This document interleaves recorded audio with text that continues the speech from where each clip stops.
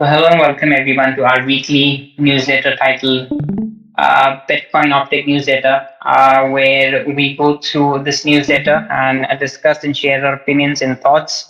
This week we will be covering newsletter number 325, published merely 2 days ago on 18th of October 2024. And as always, it contains the news article, which is the gist of the newsletter. And other than that, we have, I believe, a monthly changes to services and client software, where we have lots and lots of new clients and new softwares that have been released recently that have been enlisted, and then release with candidates, which is a weekly recurring section, and likewise notable code and documentation changes. You might not be able to cover the entire newsletter in its breadth. We'll try and pick and choose the topics that interest us. Commencing with the first one, but before that, we will go through the preface. So this week's newsletter looks at summaries of some of the topics discussed at a recent LN developer meeting. Also include are also included are our regular sections with descriptions of changes to popular clients and services, announcements of new releases and release candidates, and summaries of notable changes to popular Bitcoin infrastructure software. All right. So recently, uh, a get together or a conference or a summit of Lightning developers happened. I believe it was in Japan. I'm not very sure. I believe it was in Japan, Tokyo, where Lightning developers from across the world flew in, and they discussed the protocols that they are working on, and what is the way forward, and how the Lightning network should evolve, and what new evolutions are happening in the Lightning network. So some of the summaries of what was discussed are being enlisted in the newsletter. So the title is Ellen Summit 2024 Notes.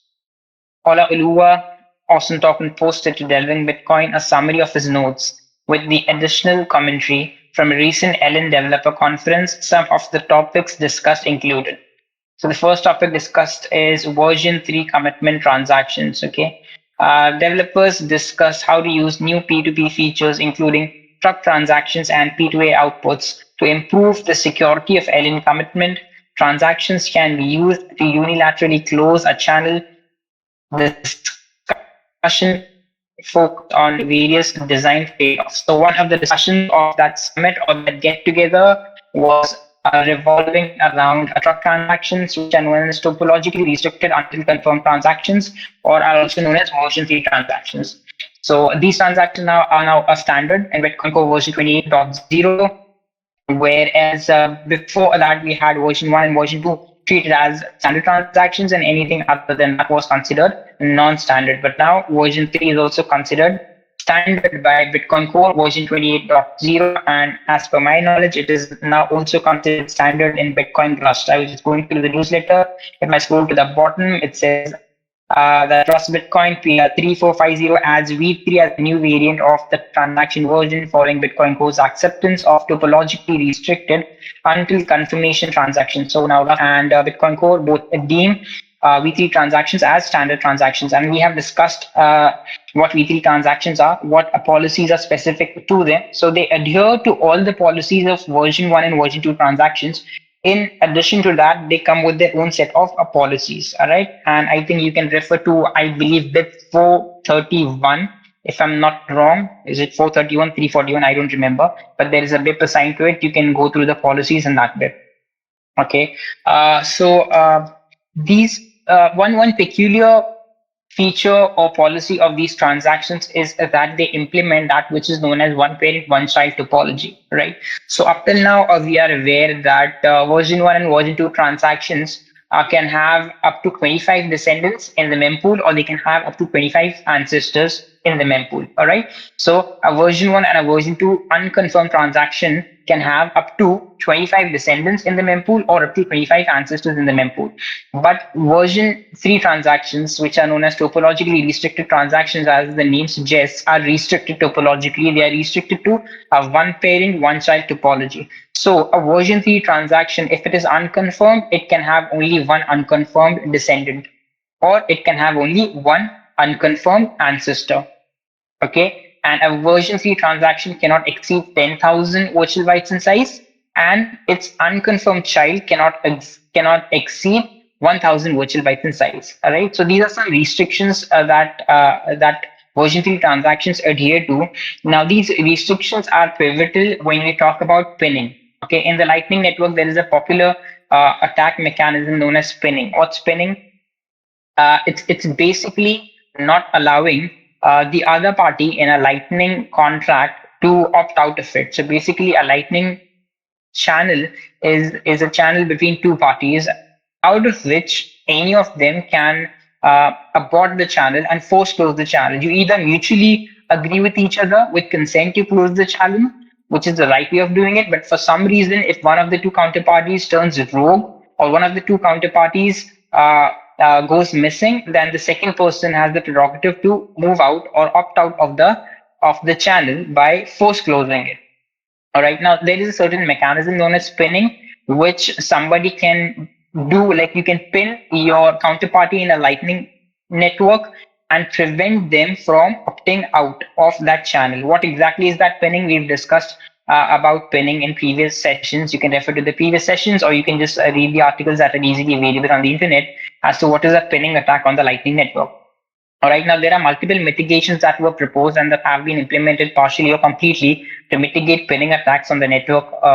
One of them is CPFP, all right, which is child pays for parent. One of them is what is known as carve out, CPFP carve out. Sorry, I did not mean CPFP, I meant CPFP carve out. All right, but CPFP carve out is not possible with truck transactions. Why? Because CPFP carve out works when a transaction can have 25 unconfirmed descendants. But with truck transaction, we rule that out. A truck transaction can have only one unconfirmed descendant. So CPFP carve out is ruled out. So a new mechanism of combating pinning attacks in the Lightning Network was proposed through truck transactions. And how do they happen? They happen through P2A outputs. Let's look at what a P2A output is. So uh, ephemeral anchors also covering pay to anchor and ephemeral dust. Ephemeral anchors are proposed to allow some transactions to be relayed, even if they don't pay any transaction fee, provided they're relayed as part of a package containing a child transaction, which pays a fee sufficient for the entire package. The proposal is built on top of the V3 transaction relay proposal, a V3 transaction containing as little as zero fee that has a zero value output paying up true as the entire script would be accepted when included in a relay package with a fee paying child. All right.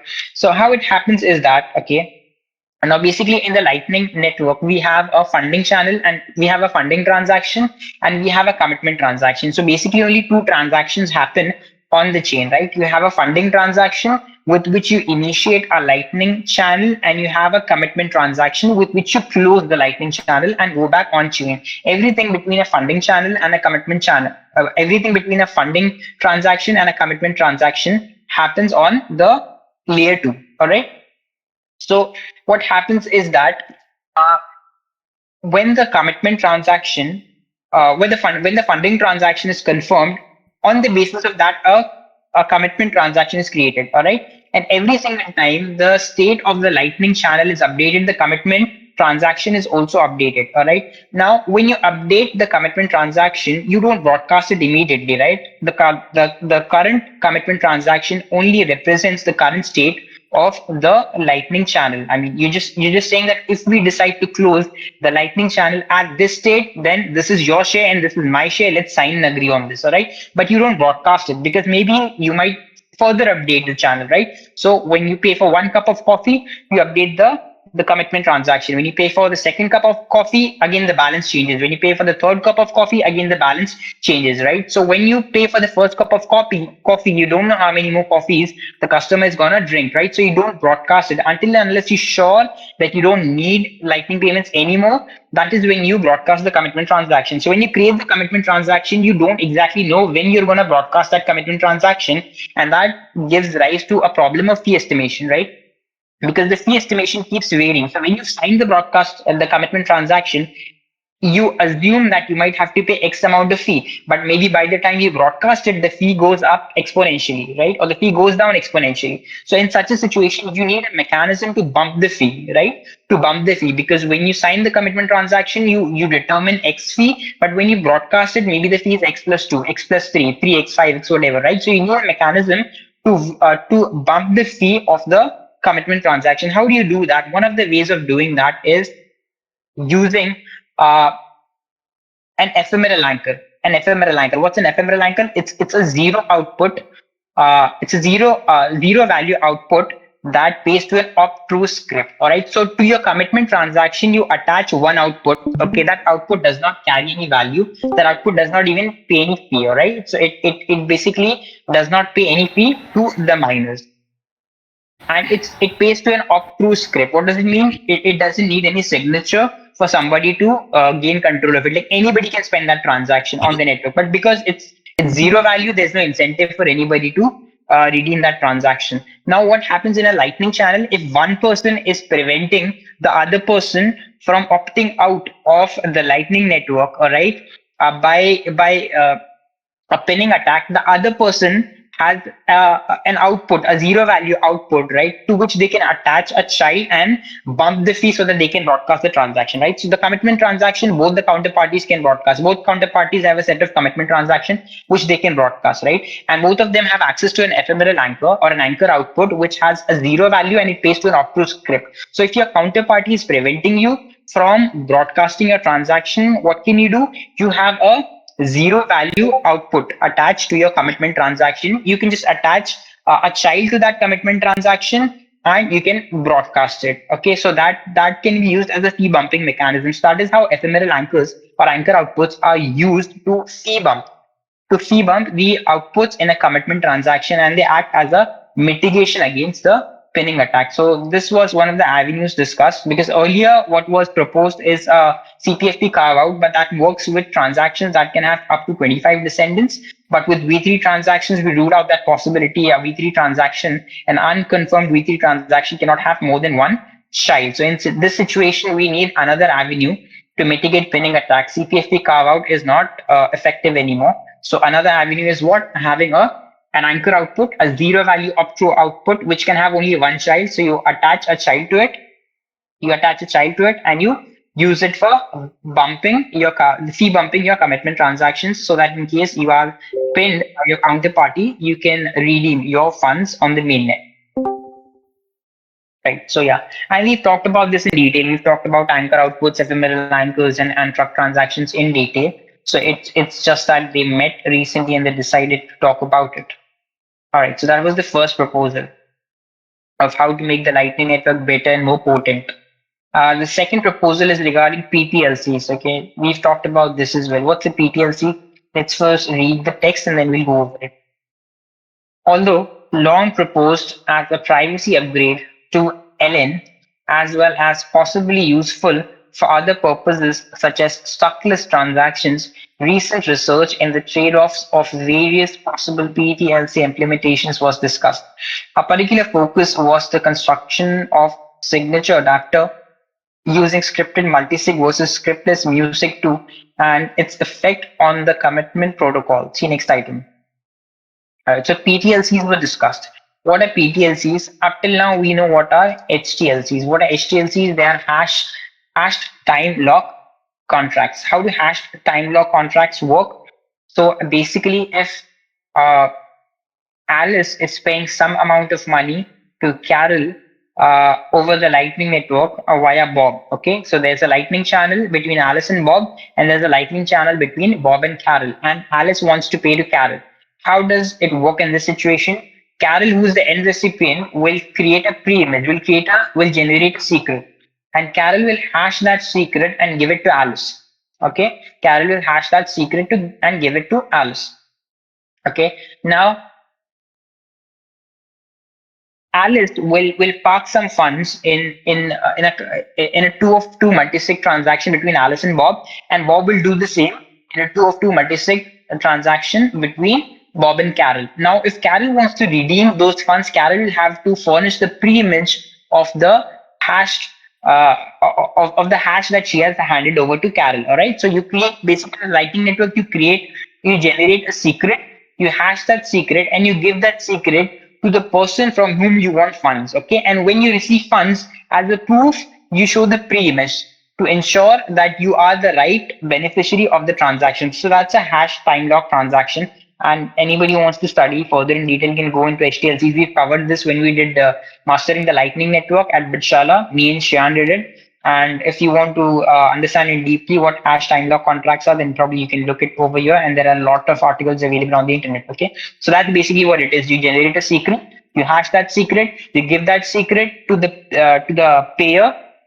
Okay, and then when the payer pays the money to the payee has to produce the what do you say the secret from which the hash was created. It's pretty similar to how we have the concept of redeem scripts in Bitcoin. So you hash a script, all right, and the payment is made to the hash of that script. But to spend those funds, you need to share the redeem script, okay, from which the hash was created. So likewise here also you create a secret and you hash that secret and you give the hash of the secret to the payer, and the payer pays to the hash of that secret. But when you want to redeem those funds, when you want to spend those funds, you have to present the pre-image of that hash. All right. So these are hash time lock contracts. Now, what are being considered are point time lock contracts. What are point time lock contracts? They are conditional payments that can replace the use of HTLCs and LN payments, chain point swaps, some cross-chain atomic swaps, and other contract protocols. Compared to HTLCs, they can be more private and use less block space. PTLCs differ from HTLCs in their primary locking and unlocking method. Okay, so what are HTLCs? HTLC hash locks are locked using a hash digest and unlocked by providing the corresponding pre-image. The most commonly used hash function is SHA-256, which produces a 256-bit or a 32-byte digest commonly generated from a 32-byte pre-image, right? So you take a pre-image, you pass that pre-image as an argument to SHA-256, it gives you a 32-byte output, right? You give that 32-byte output to the payer, and the payer pays to that 32-byte output. And when you want to redeem the funds, when you want to spend those funds, you need to produce the pre-image that was passed as an argument to the SHA-256 algorithm. When used to secure multiple payments, example are routed LN payment for an atomic swap. All payments use the same pre-image and hash lock. This creates a link between those payments if they're published on-chain or if they're routed off-chain through surveillance nodes. So on the Lightning Network, basically for one transaction, the HTLC is the same, the pre-image is the same, right? So if there is a channel where Alice is paying to Bob, Bob to Carol, Carol to Dina, okay, Dina to Elon, all right. So all of these people will have just the same pre-image, right? So each person will not generate a new pre-image. The pre-image will be the same, all right? And they'll have to furnish the same pre-image to redeem the funds. Now, how do PTLCs work? PTLCs or point locks are locked using a public key, a point on Bitcoin's elliptic curve, and unlocked by providing a corresponding signature from a satisfied signature adapter for a proposed Schnorr signature construction. The key would be 32 bytes and the signature 64 bytes. However, using either multi-party ECDSA, Schnorr signature, or Schnorr key aggregation and signing, the keys and signature can be combined with other keys and signatures needed to authorize any spend, allowing point locks to use 0 bytes of distinct block space. So in PTLCs, what do you do? Like in HTLCs, you create a secret and then you hash them using a hash algorithm. In PTLCs, your secret is basically a scalar number. Okay, just like in Bitcoin mainnet, your private key is a scalar number. So in PTLC, your secret is a scalar number, all right, and you use elliptic curve cryptography to find a point on the public key. So just like you do on Bitcoin, right? You take a scalar number, you multiply it with the generative point, and you find a public key. So it's pretty similar. You take a scalar number, which is your secret, you perform elliptic curve, a multiplication on it, and you get a public key. All right. And the payment is locked to that public key. So earlier, the payment was locked to a hash. Here, the payment was locked to a public key. Now, where this can be advantageous over HTLC is that it allows the usage of Schnorr signatures, right? So I'm not aware as of currently if there is a popular Lightning implementation or a Lightning wallet that allows you to pay to taproot, all right? So it's been something that's been worked on since quite some time, P2DR transactions, all right? So enabling taproot on the Lightning network is something that people are working on since quite some time. And what taproot does is that it allows you to use Schnorr signatures. It allows you to use Schnorr signatures. All right, and if you use Schnorr signatures are enabled using PTLC time locks. All right, they are optimized by using PTLC time locks. Now, how does that happen? Let's go through in brief what signature adapter signatures are. All right, so it will be too much for us to read. Should we just read the example? Uh, okay, let's just read the example. The multiple uses of signature adapters can be seen in a simple coin swap protocol.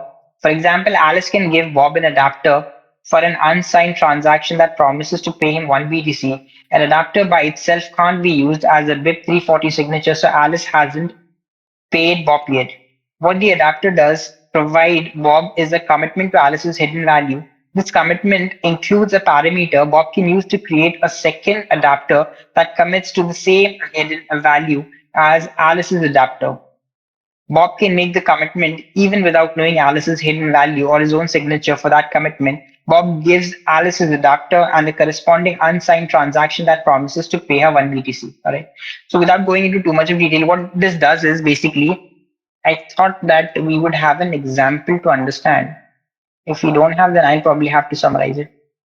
Yeah, I don't think we have an example change. Okay, so basically, how the signatures work is that if Alice has to pay to Bob, Alice has to pay to Carol via Bob. Okay, Alice will ask for Bob's for Carol's public key.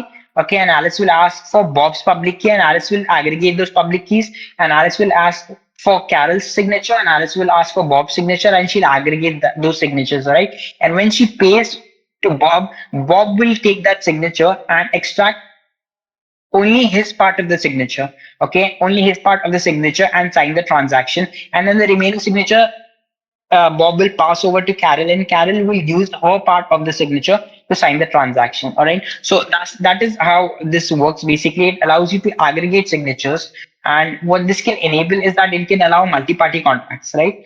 It can allow 3 people or 4 people to have a Lightning channel because they can aggregate their digital signatures and they can aggregate their public keys. All right, just like we do on Taproot, like 4, 5, 6 people can come together and they can aggregate their signatures.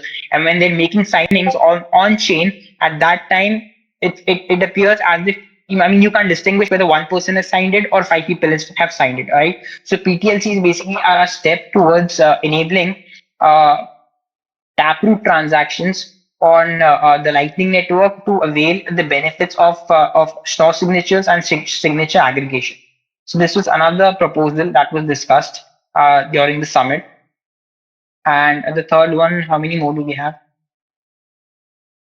All right, till 8:40 we'll see how many we can cover. Hopefully we can cover at least 2 or 3 more. 2 more, let's see. So the state update protocol. Right. A proposal was discussed to convert Ellen's current state update protocol from allowing either side to propose an update at any time to only allowing one party at a time to propose updates. See newsletters number 120 and number 261. Allowing either side to propose updates can result in both sides proposing updates simultaneously, which is difficult to reason about and can lead to accidental channel force closures. All right. So a state update protocol. So currently what happens is that either of the parties, like the Lightning channel is between 2 parties, either of the parties can announce a protocol upgrade, a state upgrade, all right? And it can happen that both the partners on the Lightning Network can announce a state update simultaneously, all right? And there could be a collision. Like two partners on the Lightning channel can announce for a state update. Those state updates might collide each other, and for some reason, it might lead to an accidental channel force closure. All right. So what is being done to mitigate that? The alternative is for only one party to be in charge at a time. Example, Alice is initially the only one allowed to propose state updates. If she has none to propose, she can tell Bob that he's in charge. All right. So at one time, only one partner in the channel or one party in the channel will be allowed to propose state updates. All right. So if Alice, for instance, is allowed or has the authority to announce a state update, at that time Bob will be prevented from announcing a state update. Only if Alice does not have any state updates and she passes over that authority to Bob, then Bob is in charge and Bob is allowed to announce a channel state update. When Bob's finished proposing updates, he can transfer control back to Alice. This simplifies reasoning about the protocol, eliminates problems with simultaneous proposals, and further makes it easy for the non-controlling party to reject any unwanted proposals. The new round-based protocol would also work well with Music 2 based signature adapters. Okay, so Music 2 we know is it's like it's basically multiple rounds of signing. Okay, so any of you who know what Music 2 is, it requires multiple rounds of communication between the signers, right? So what the state update would also enable is that at one time only one person will be in charge of making the state update. So when one person is done signing, they pass it over to the other person, and then in the next round, the other person signs with that. So there is a proposal that proposes that only one channel partner at a point in time will be allowed to make updates to the state of the channel, and only when one partner is done or passes on the authority to the other partner will they be allowed to make channel updates. What this does is that this prevents both the channel partners from announcing updates simultaneously, and at the same time it also facilitates or make ways for better Music 2 based signature adapters like we discussed above. All right, what else should we cover? Fine, just read through this. What's this? Superscalar, developer of a proposed channel factory construction for end users, gave a presentation on the proposal and solicited feedback. Optech will publish a more detailed description of Superscalar in a future newsletter. All right, so let's first see what channel factories are. And I have too many tabs open which are confusing me. What are channel factories? Pretty small, let's read through it. Channel factories are a multi-user contract capable of opening payment channels without putting the channel open transactions on chain. For example, three users create a channel factory by each of them depositing some funds to an on-chain 3 of 3 multisig address. Using non-broadcast off-chain spends from that address, they open payment channels with each other. Example, Alice and Bob, Alice and Charlie, and Bob and Charlie. They can then use those channels with the same security as if they had opened them on chain, because if necessary they can broadcast the channel open transaction. However, they don't need to broadcast those transactions if both parties act cooperatively, allowing them to reduce the amount of blockchain data used. Okay, so basically what happens is that in on the Lightning Network, it is advisable that you do not initiate transactions or you do not consider a Lightning channel active or trustworthy until and unless your funding transaction has had 6 confirmations, right? So, in fact, in some of the implementations, it's a default value of 6 confirmations. I believe LND, which on I've run a Rectus node, and I believe a lot of people here have run a Rectus node on LND in which the default value is 6 confirmations, right? So when your funding transaction is confirmed in a block, you ideally wait for 6 confirmations. That's a thumb rule, that you wait for 6 confirmations until you can be certain that your transaction is now infeasible to be reverted. All right.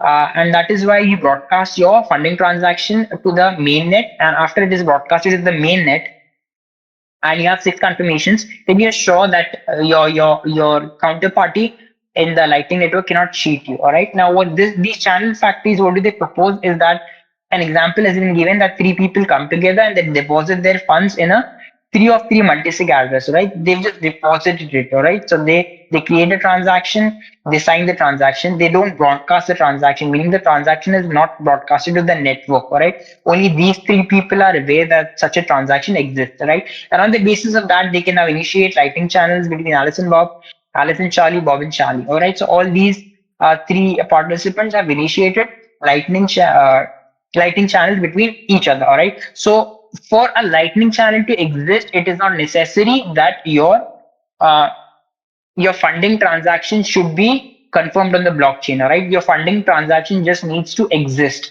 Your funding transaction just needs to exist. It is not necessary that your funding transaction needs to be confirmed on the blockchain, you can have a zero conf lightning channel. All right. If you trust the person, if you trust that the person is not going to betray you, you can start a lightning channel with a zero conf, meaning without any confirmations of your funding transaction.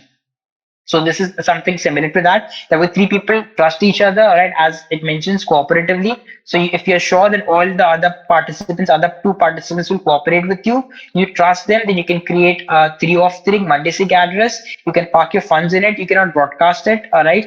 And then you can start using your lightning channels. And when you decide to close your channels, at that time you can directly broadcast the commitment transaction. All right, you can directly broadcast the commitment transaction, so that reduces the on-chain burden, right? Because all of your transactions, your funding and your commitment transactions are not both going on-chain. Only your commitment transaction is going on-chain. So the purpose of these channel factories is what? Allowing them to reduce the amount of blockchain data used. But this can only be implemented when you are sure that the people with whom you are creating a 3 of 3 multi-sig address will cooperate with you. So that is what channel factories are. So a proposal regarding this was discussed, all right? And I think Optech will publish a more detailed description of Superscalar. So in the coming weeks, we'll read more about what Superscalar is. I believe it's a protocol that implements channel factory. Okay. We need this one more. Gossip upgrade. Developers discussed upgrades to the LN Gossip protocol. These are most urgently needed for supporting new types of funding transactions, such as for simple taproot channels, but may also add support for other features. One new feature discussed was having channel announcement messages include an SPV proof or commitment to an SPV proof to allow lightweight clients to verify that a funding transaction or sponsoring transaction was included in a block at some point. All right. So there were discussions made in this Lightning Summit to make upgrade to the Gossip protocol, some of which included what simple taproot channels. So simple taproot channels are LND funding and commitment transactions that use taproot. P2TR with support for music to scriptless multi-signature signing when both parties are cooperating. This reduces transaction weight, space, and improves the privacy when channels are close cooperating. So basically incorporating P2TR transactions as funding and commitment transactions on the Lightning Network was discussed as a mechanism of upgrading the Gossip protocol. Another discussion was made that the channel announcement messages should include an SPV proof so that lightweight clients, meaning lightweight wallets or mobile wallets, will be able to validate or verify that the funding transaction was included in a block at some point. So these are some important discussions that happened during that Ellen Summit that happened recently, I believe, in Tokyo. Version 3 commitment transactions, PTLCs, state update protocol, Superscalar, Gossip upgrade, and I believe a couple more, which time will not permit us to go through. All right.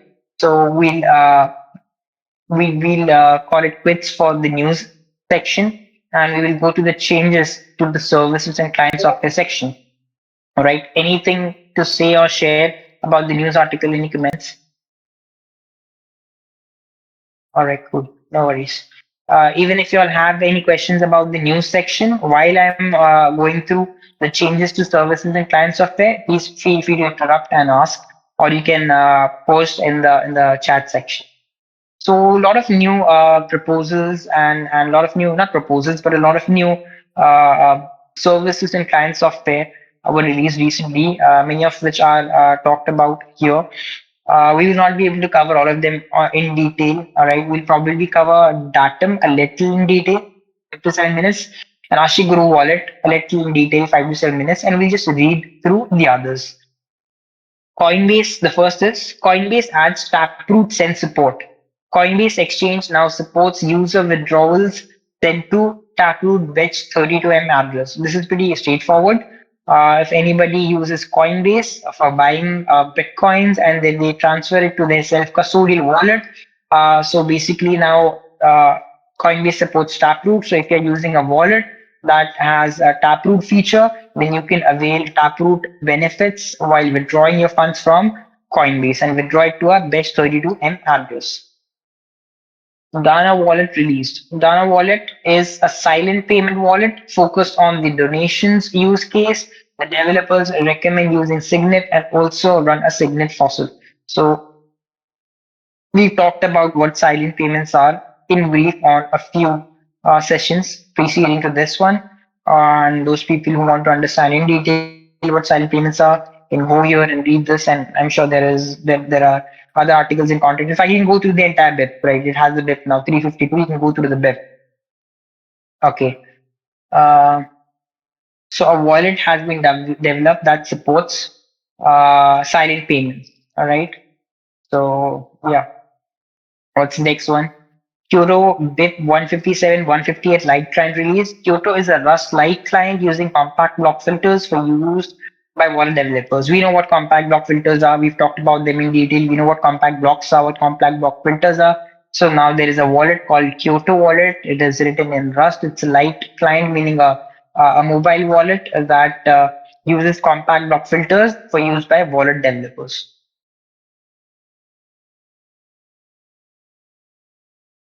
Right.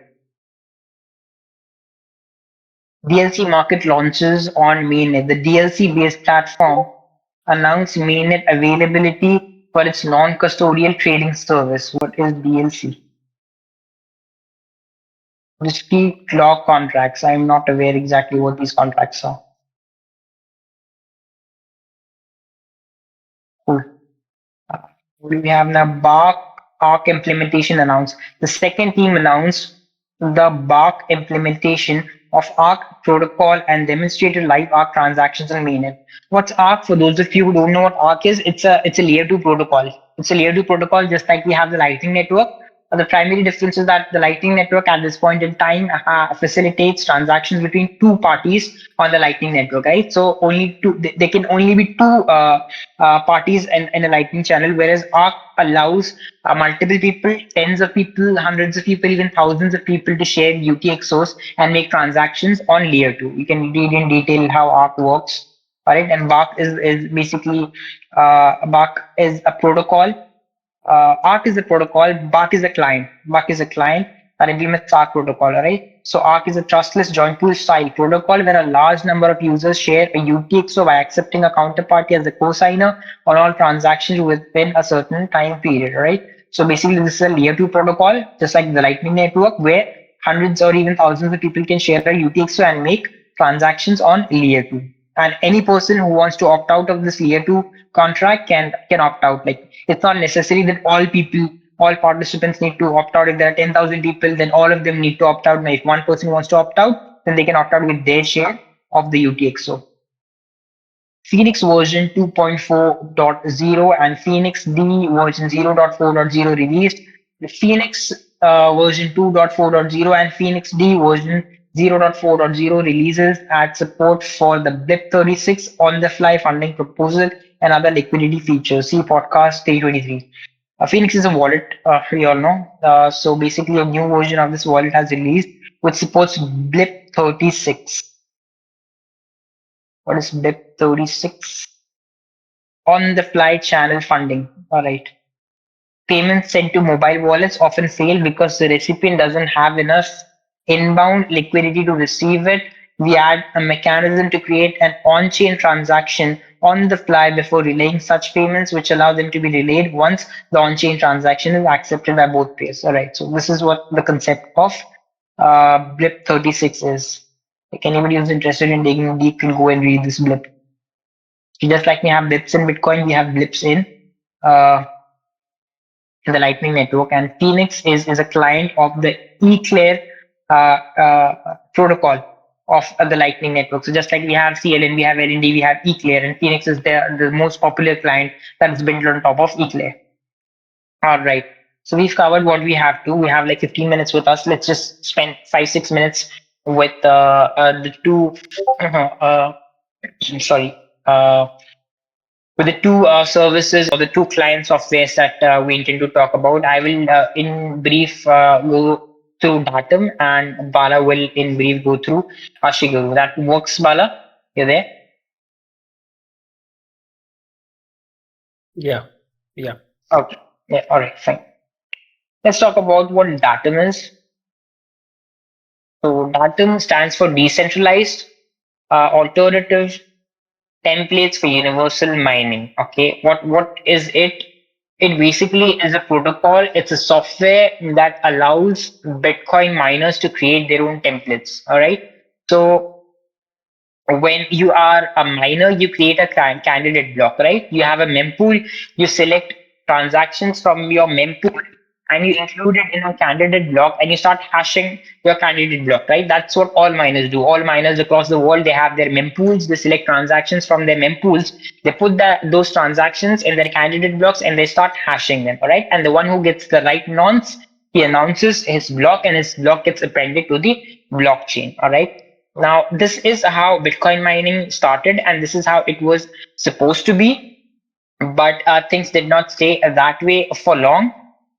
Initially, what used to happen is that all miners used to run their own nodes. All right, I'm talking about the stages of infancy when Bitcoin was in its infancy stages in the very early days.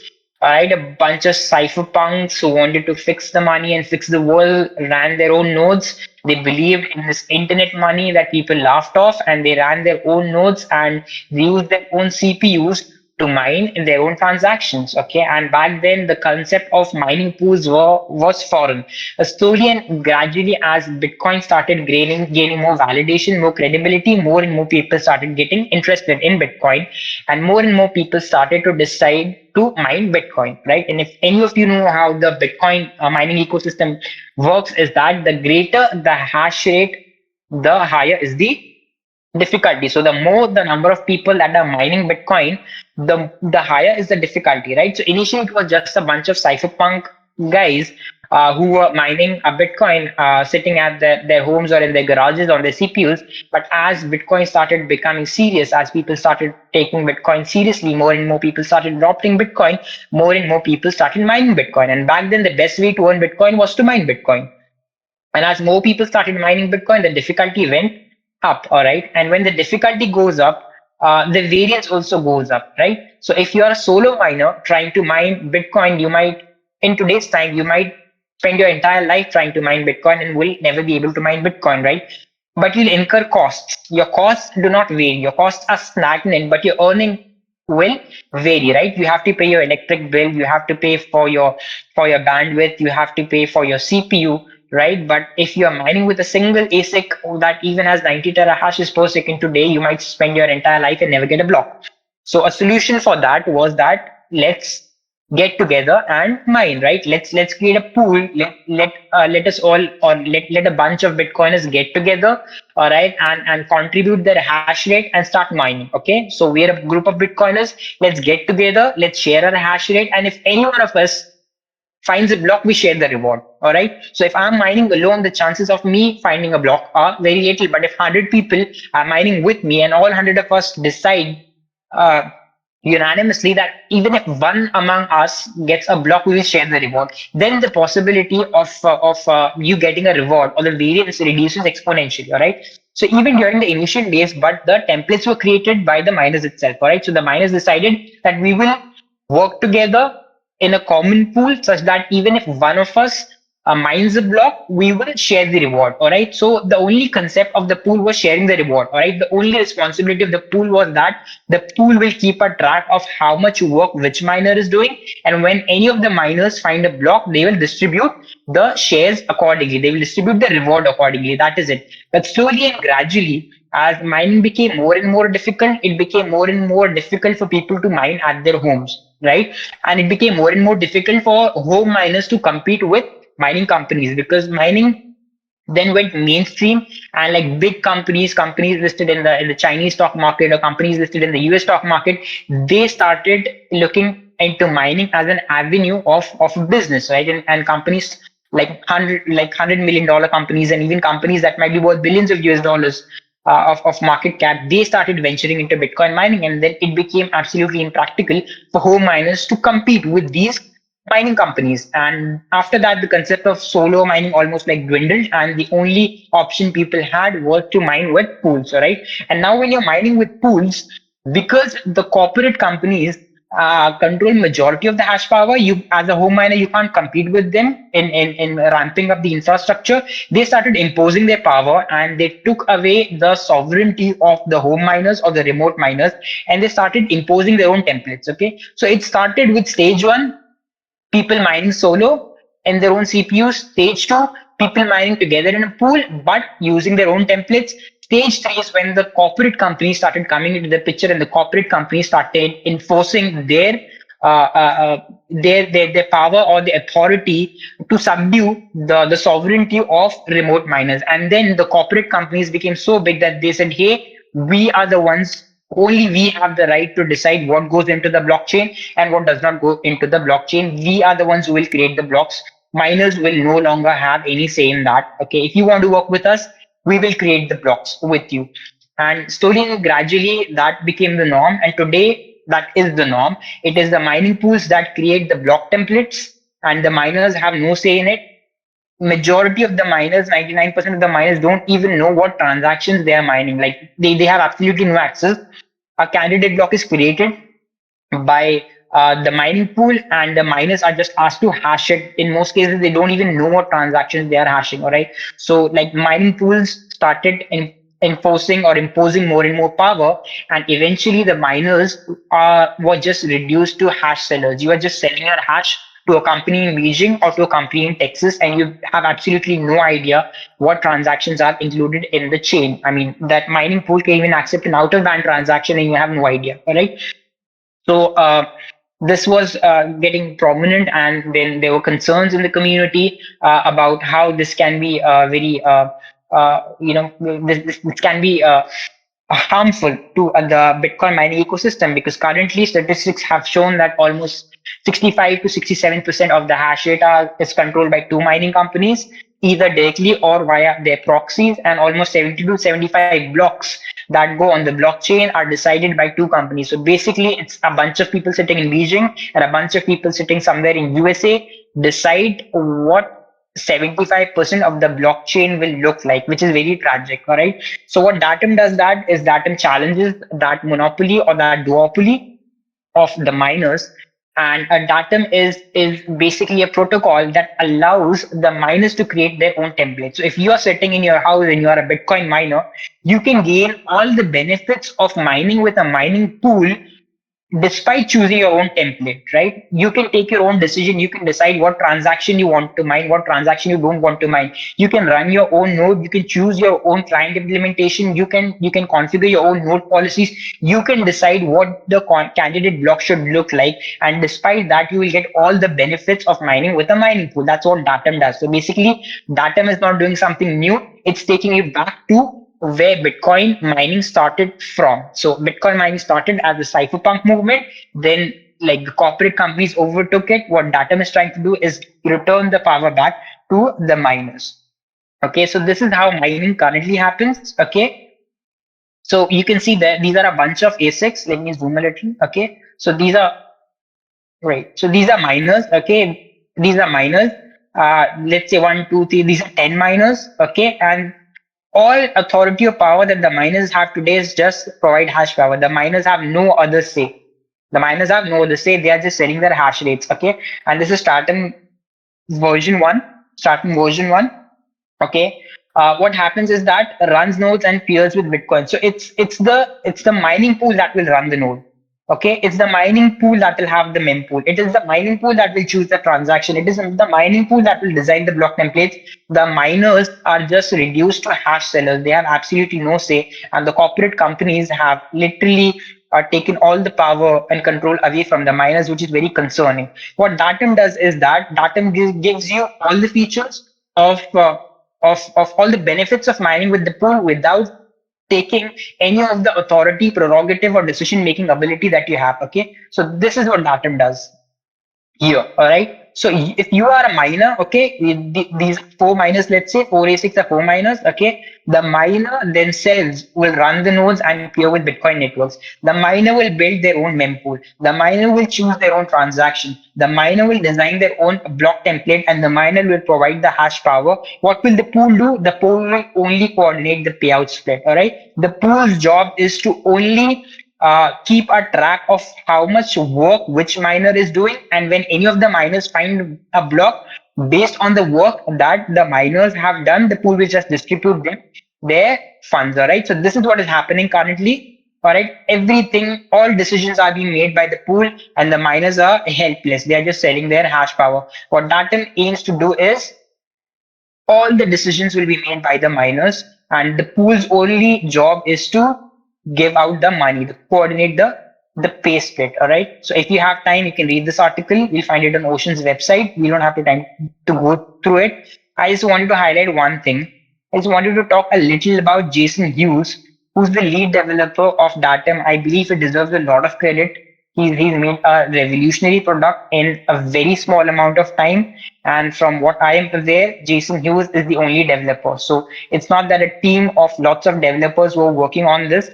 It was Jason Hughes who was alone working on this, maybe with some help from one or two guys. But all in all, it was Jason Hughes who made this revolutionary product possible. So I just wanted to talk a little about him. He's a very interesting figure to talk about. All right. If any of you know already who Jason Hughes is, please let me know. Unmute yourself and let me know who Jason Hughes is.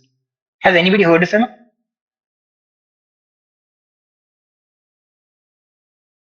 It seems no one. I, I have heard only in the context of after getting to know about Datum, I came to know about it. Right. So there's something very interesting about him. All right. So just Google Jason Hughes Tesla.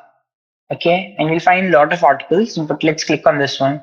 A hacker reportedly gained access to Tesla's entire fleet. He says he could access any Tesla in the entire network and even force it to move. In 2017, Jason Hughes was in news. He's a white hat hacker. He gained access to Tesla's autopilot software to the extent that he was able to move. He claimed that he was able to move any Tesla in the world remotely from wherever he is, from his home or wherever he wants. He can make any Tesla move. There's a summon message that you give to a Tesla car to move it. All right, so he hacked into the Tesla autopilot system, and he was able to move any Tesla in the world wherever he wanted to. Okay, and he was everywhere, like in the news for it. And instead of exploiting it, he contacted Tesla software security team and informed them that, hey, I have discovered a vulnerability in your software. I can move any Tesla possible, and they told him prove it, and he did that.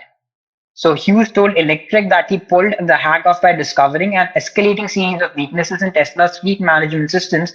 Eventually, he gained access so deep that he could look up the location of individual Tesla vehicles and even activate their summon feature, causing them to drive remotely. Electric's Fred Lambert, who apparently knew about the hack at the time, said Hughes was able to provide the precise location and other information about his own Tesla. Because of the gravity of the situation, Yu said that he contacted the company's head of software security directly, who asked him to prove the hack by activating the summon feature on a car in California. After Hughes did so successfully and submitted a vulnerability report that he has now shared online, he says that Tesla paid him an unprecedented 50,000 US dollar bug bounty. So this guy, from what I know, from what I've heard about him, from what I read about him, is a genius with a capital G. He was able to hack into Tesla's autopilots and remotely move any Tesla in the world wherever he wanted to. And he built a Datum, which is one of the most revolutionary softwares in the history of Bitcoin mining, almost all on his own in a very short span of time. So I'm really impressed, and that is why I just wanted to talk about him a little bit. Yeah. So that's what I had to share about Datum. If any questions, anything to share, please feel free to go ahead and do that before Bala takes over.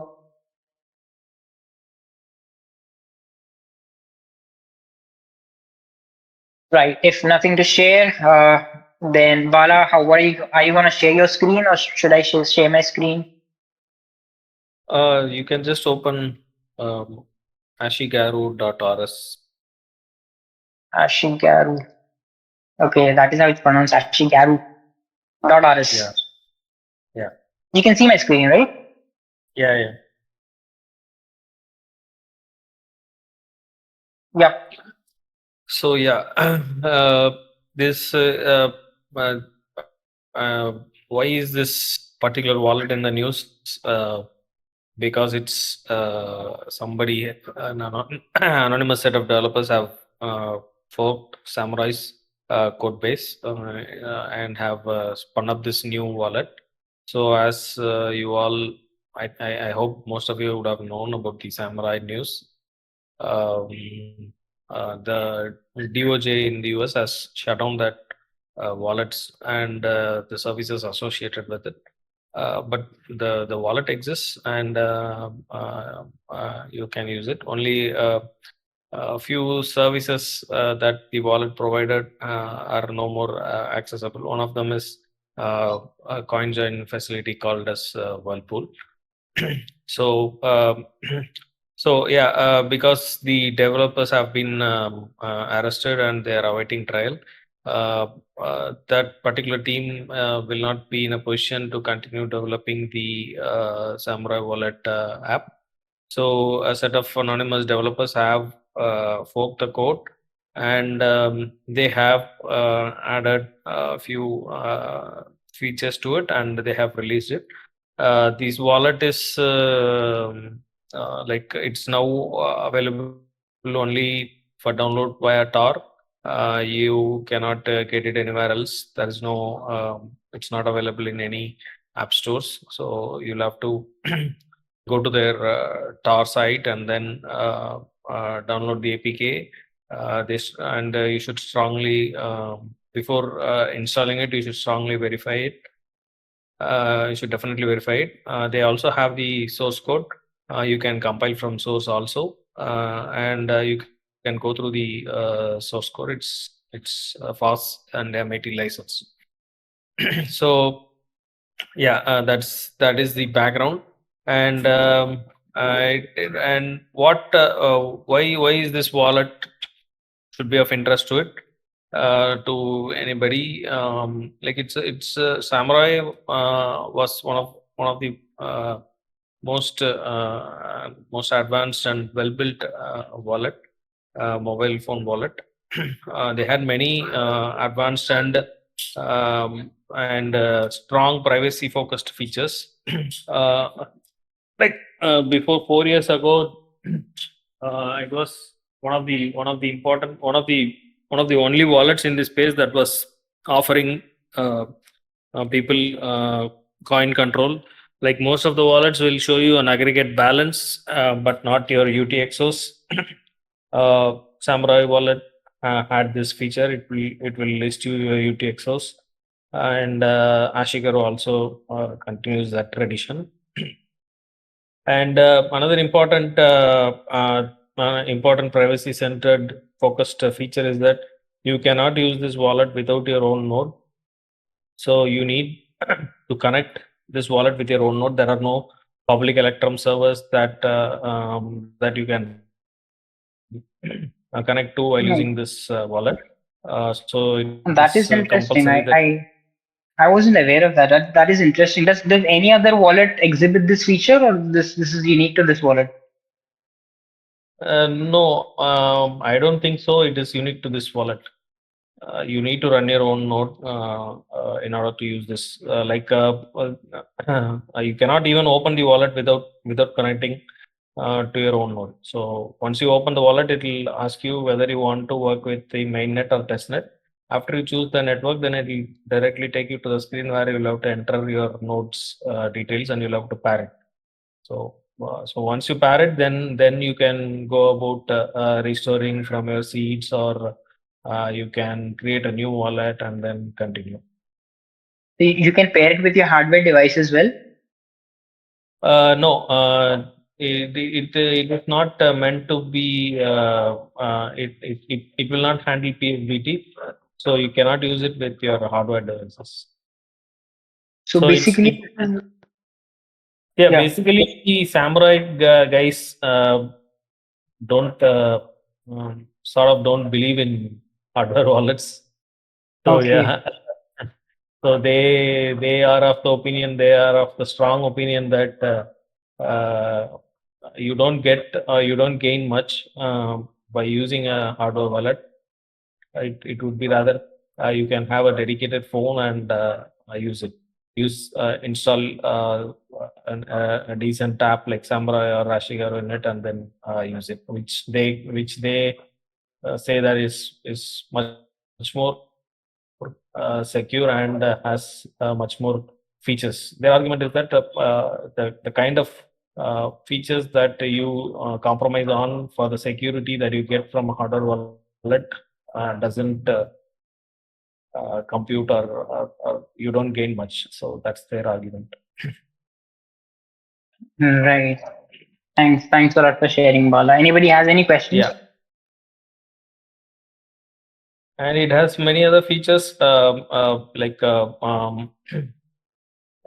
yeah, you can it obviously deals with all types of addresses, right from legacy to taproot, and it has some unique privacy enhancing spending features.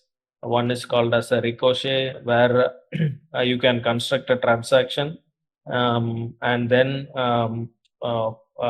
make it so that your transaction will reach your actual destination in like 2 hops. So whatever wherever the transaction first goes will not be your own, will not be the destination address. It can route your transactions through multiple hops. Of course, it will you will have to incur the fees, but this is primarily designed to address issues that certain exchanges used to raise. Like if you directly send to them from some address that they have blacklisted or something, some kind of thing, they'll not accept your deposit. So those kinds of issues are there. And also, it generally helps you to throw in a bit of distance between your transaction and the destination. So it has that feature. It also has a feature called Stonewall, where it sort of simulates simulates a coin join, but it actually uses your own UTXO to simulate a coin join. It will be indistinguishable from a normal coin join transaction.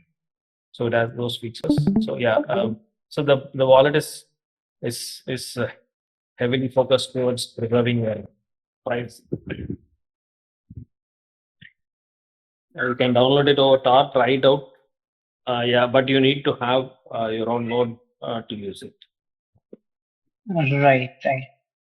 Thanks a lot, Bala, because you have been closely following and posting about Samurai Wallet on Discord, and you are somebody that I've observed who keenly follows privacy tech. So I thought, let's get you to speak about this. You'll be better equipped to share information with the participants. So yeah, thanks a lot for sharing your views.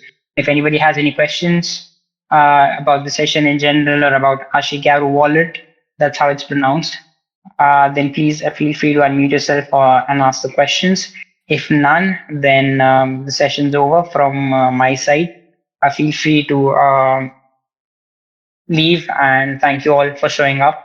And good night. Enjoy your dinners. See you next time.